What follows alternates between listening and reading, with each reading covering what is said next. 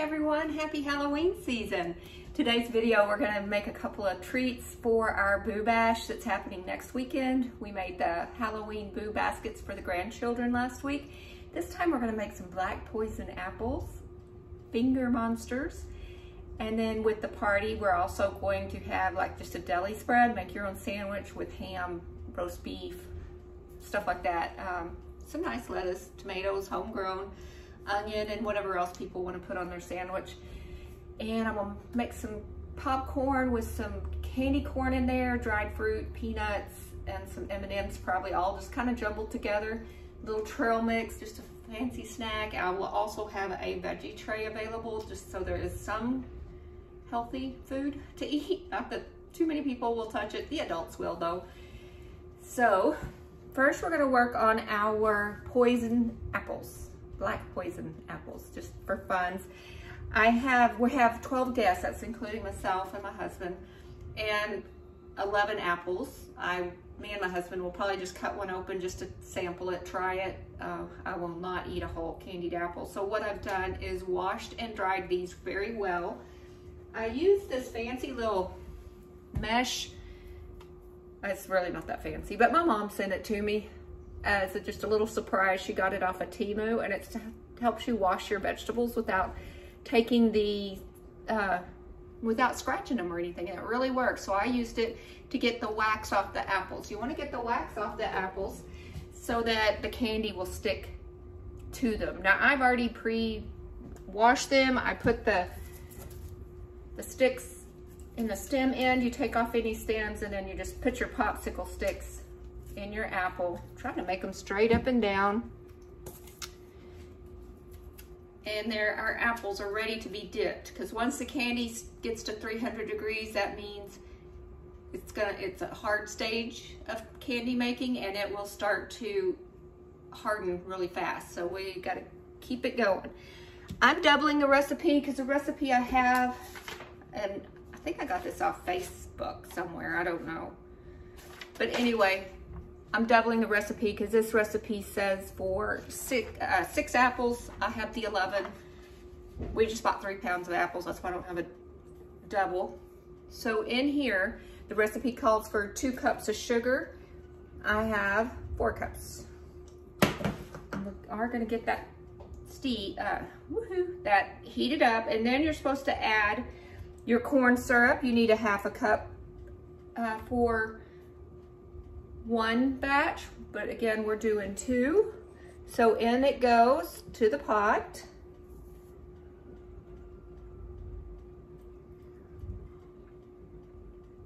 We're gonna let this start to heat up.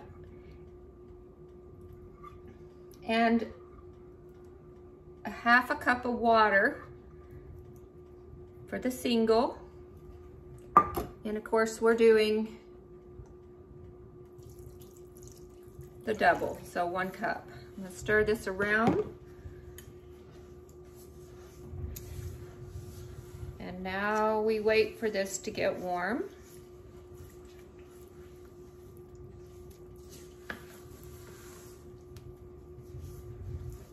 These just looked really cute when I saw it on Facebook or wherever I got it. I'm pretty certain it was Facebook.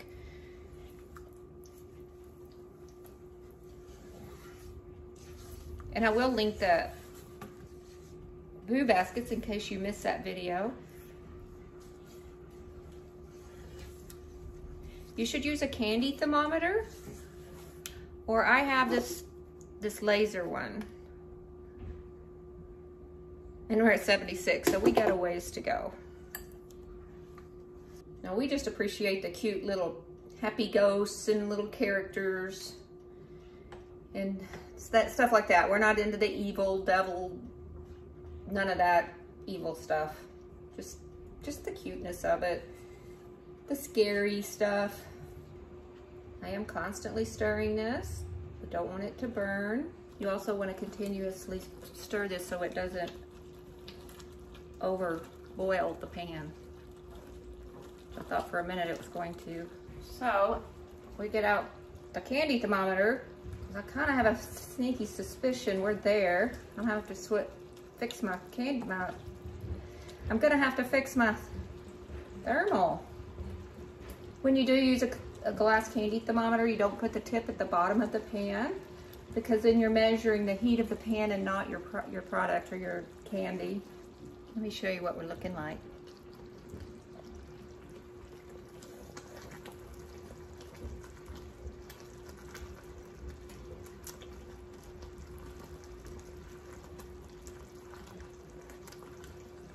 So our candy's at 250. I didn't ruin it. I almost thought I ruined the whole dang thing. Which I could easily start over. Just don't want to start over if I don't have to. The thermal thermometer was set at a max of 275, and that's why I thought I ruined the candy and went and grabbed the glass thermometer. Didn't want to ruin what we are working on. Gotta be careful with this at 300 degrees, 250, because if you get it on your skin, you will get a burn, a bad burn. I did it once making divinity when I was a teenager. So this is probably not the job for little kids to help you. Oh, let me show you. So we're also gonna have a punch. And I have these old wine bottles, and I found these stickers. This one's, you could read, but Spider Sting Cider. 80% spoof. So the punch is going to be red, and Ghoul's Grog, Voodoo Vineyards. I'm thinking about serving them in these, cleaning the inside of these really good, Raven's Blood Brew, and putting some dry ice chunks so that the dry ice, Witch's Potion, the dry ice will make smoke come out of the top here. Or I can use a punch bowl. I'm sort of undecided which way I want to do it. Drunken Pumpkin Patch. So a little bit undecided what I want to do with that. I think it'll be cute in those wine bottles with the labels. And then with the extra dry ice, we're gonna make dry ice bombs. And what that is, you take a chunk of dry ice. It's a science experiment for real. You take dry ice, you put it in a 20-ounce soda bottle, put a little bit of water, about, you know, an inch in the bottom, put the lid on and throw it. And you don't want to hold on to it, you throw it quickly, because as the water melts the dry ice, the CO2 expands out, is released into the bottle, and there's only so much the bottle can handle with the pressure, and it'll explode the bottle. It just makes a loud noise. Whoops. So that's fun for this age group of kids. They won't get to really do it because they're a little bit young for that. I don't want them to hold on to it too long and get injured. But I think they'll have a fun experience when doing that with maybe 4 bottles. But it's a science experiment talking about how the CO2 is released. I did it with my kids when they were about this age, maybe a little older. I'll save a couple chunks, and of course we'll use gloves. You don't want to touch dry ice with your hands. You can burn yourself. But I want the bubbles out of the punch. It's going to be a red punch. It's, let me think, ginger ale. Shoot, I can't remember what's all in it. We'll have some hot apple cider. And that's from the cider mill down the road. So that's something Michigan does. Well, I'm sure a lot of northern states do, but they have orchards, and it's a very, very festive thing, and they make hot donuts, different flavors, but our favorite's the sugar cinnamon flavor. Hot apple cider slushy or cold, and it is delicious. I only do it once a year because I figure that is a lot of sugar and calories, which we did this weekend with the grandkids. We had them for this weekend. They are such a joy. They just make things melt away, because when they're here, that's our attention's devoted to them. All projects and chores and that kind of stuff's mostly set aside. And we just give them the attention they deserve from us. We spent 2 hours at the park. We found I like to make things mysterious, so we found a secret pathway. We found a secret hideaway. There's a real steep hill where the kids rolled down it. They loved that. They did that quite a bit. Played at the playground. And then along at this park, they have story walks. And so you read a story as you go from place to place on the path, the walking path. And it instructs the kids to tiptoe like a cat, or spin around and buzz like a bee to the next sign. It had a bear and crawl on all fours to the next sign. And they enjoyed that. We did it 1.5 times is how much they enjoyed it. So that just makes everything that's going on in the world just go away for just a little bit. Bring you such joy and a smile. Just let all the pressure off your shoulders. That's something that I guess why I love my grandkids so much. Besides what makes grandkids so amazing, you know, when you're having kids and you're doing the school stuff every single day, and it does get tiring at times. And you're having to do all the discipline. But with grandkids, you just get to play, devote your attention to them, and then say, bye, see you next time. And they're very good kids. They have their sibling rivalry stuff, but nothing, I mean, which kids don't? Well, I don't know of any. A true blessing. Okay, we're getting really close. They call it the hard crack stage on the recipe. I've always known it as the hard ball stage. It's when you drop a little bit in some water and the candy, depending on what degrees it is, if it's soft stage, hard stage, how it reacts in the water. In hard crack stage, it gets into a hard ball of candy.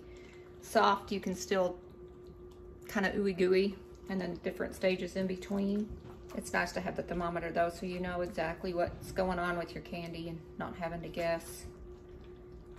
They're not expensive. I think last time I tried to use this silly thermal gun with y'all, I don't think I had batteries in it or something. I guess I'd better get through that learning curve with that thing. Okay, I'm gonna bring you down, show you, because we are just about there. It's really changed to this nice bubbly stage.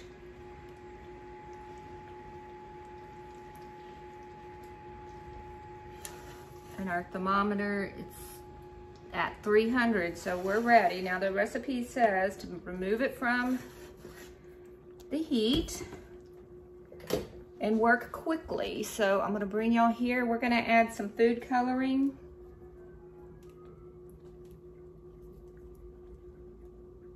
This is a black, coal black food coloring. Got it off Amazon. Woo.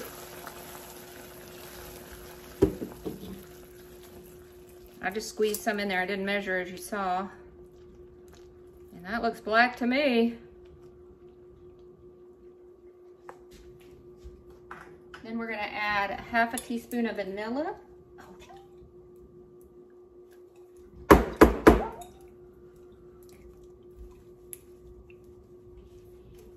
Okay, we're not adding vanilla because we're gonna start hardening up. We're gonna dip our apples.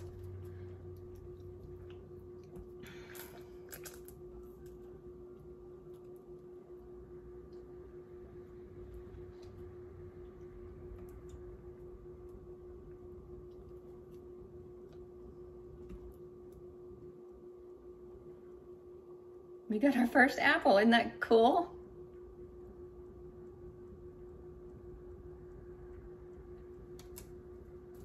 And I'm just setting them over here on some parchment paper.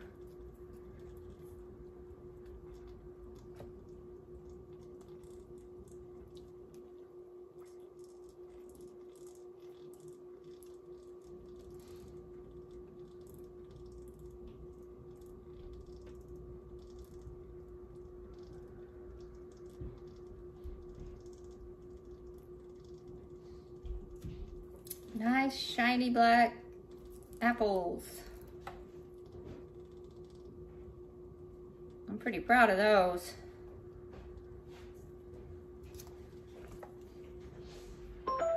I'm trying to buy bags, treat bags to put them in, and I've twice bought the wrong size. So now I'm just gonna use saran wrap and some little twist ties that came with one of the bags to store them and make them cute. I think most of the guests, well, no, half the guests are gonna, see, we're starting to harden up already. So half the guests are gonna spend the night, and then we'll have a breakfast burrito breakfast where everybody just will have all the eggs and bacon, sausage, probably some hash browns, and everybody just tortillas, and then everybody can just make their own breakfast burrito, or just a plate of eggs and meat and toast or whatever. Our apples on the apple tree didn't do so great this year, and they're buggy, so I didn't want to use any of our apples. And I put away so many apple products last year, I just let the deer have these apples. Okay, here is our bunch of Poisin candy apples. That's fun. And now for the monster fingers. And what we use for that are pretzel rods, like so. And to me, most foods are okay with generic style foods, but not pretzels. To me, they need to be the golden roll, or what, roll gold, whatever they are, or like Snyder's. And today we're doing Snyder's. I think the off-brands just kind of taste blah and stale. So if I eat pretzels, I want a real pretzel. And then we're using Ghirardelli melting wafers. I bought 2 bags, and I did want a nicer brand of chocolate, so I bought the Ghirardelli. And let's take you over to the microwave and get these wafers melted. Okay, we're gonna put these in the microwave over here, and we do it for 30 minutes at a time. Those melting wafers are kind of finicky. You cannot get one single drop of water on them or they won't set up. It sets up super fast, and once it's set up, you can't re-microwave it, or I haven't been successful doing that. So, and they burn easily, and once they burn, they're donezo. Start over. Not even a little bit burned. So we're just gonna do 30 minutes at a time, get these things melted through. And I'm pretty sure at this 30 minutes, not much has happened yet. Just kind of got them heated up a little bit. So 30 minutes again. This will take us several sets of 30, not minutes, excuse me, 30 seconds. If I said minutes the whole time, I misspoke. Seconds, 30 seconds at a time. And no longer than 30 seconds because it'll burn, like I said. And with this amount, I bought 2 bags. I don't know how much we'll go through. Just till we either run out of chocolate or run out of pretzels. Okay, now they're starting to get heated through. Just give them a little stir, I do.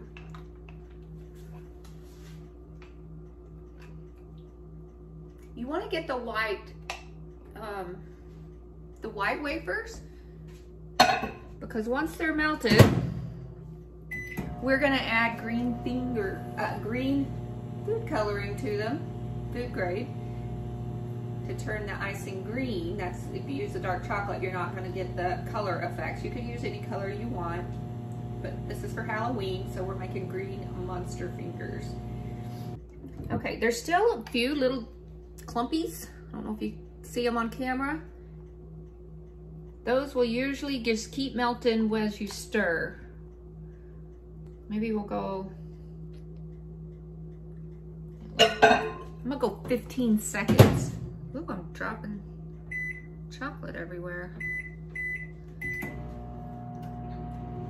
Because, again, very few seconds overboard and it's burnt. That should do it. Yes, perfect. Perfect melted chocolate. Okay, back across the kitchen we go. Now we have to work quickly because this chocolate will set up fast.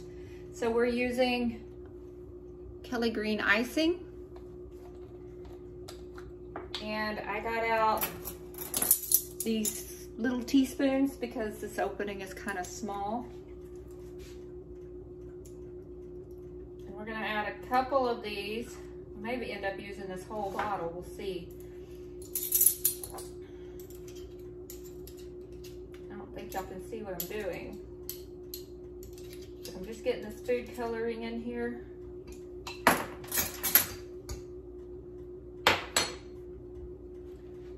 Stir it up till we get the green we like. This is a nice green. But I think I'd like them a little darker if we can. Let's see if we can. I'm afraid that that might have got a tiny bit of water on there, and that's something we do not want. So I'm gonna get something else. I'm gonna use this baby spoon. Because remember I told you, any water, one little drop of water and your chocolate is toast. Now, before this starts setting up, I'm gonna bring you down. And what you do is dip your pretzel in there, drop your spoon on the floor, and we're just gonna cover each pretzel with our chocolate. We got a little tie-dye effect going on in here, but that's okay. Oh.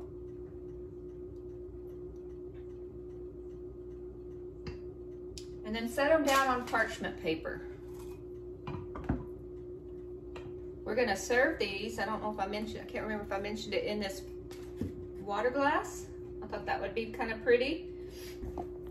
Okay, so now we're ready to make these to look like monster fingers. They're hardening already, so I'm having trouble with some of them. I may just use just a drop of corn syrup to get the nails to stick.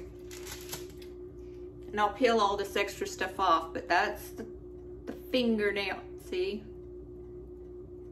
So that you gotta work fast with this stuff. Clawing at something. So, oh, I forgot to tell you. You use these slivered or natural sliced almonds, and these are the fingernails. And I like to get the ones that look the most like a nail. And then what you do, just to give you the effect, you can use a toothpick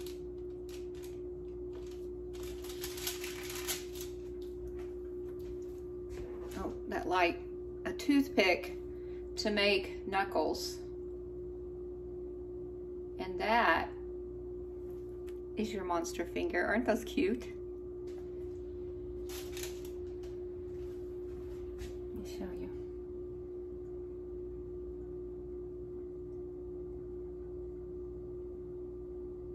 You don't have to do this, but I think it adds a nice effect to it. So let me show you to save the ones that I lost. Can I do this? I put just a little corn syrup. And with this toothpick, what I think I'll do, just kind of paint the back of the, well, and drop it and glue it on there. It'll harden. Did y'all ever use a little corn syrup to make hair bows stick on little babies' heads, little infants? I know my mom did that to me and my sister, and this is working beautifully. Some of them are just not going to get the ridges. So I'm just simply painting this corn syrup. You can't really see it. I can barely see it. And using it like a glue since I lost the melting of the, or the, yeah,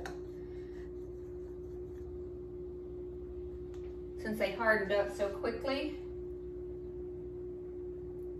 I'm using it as a glue.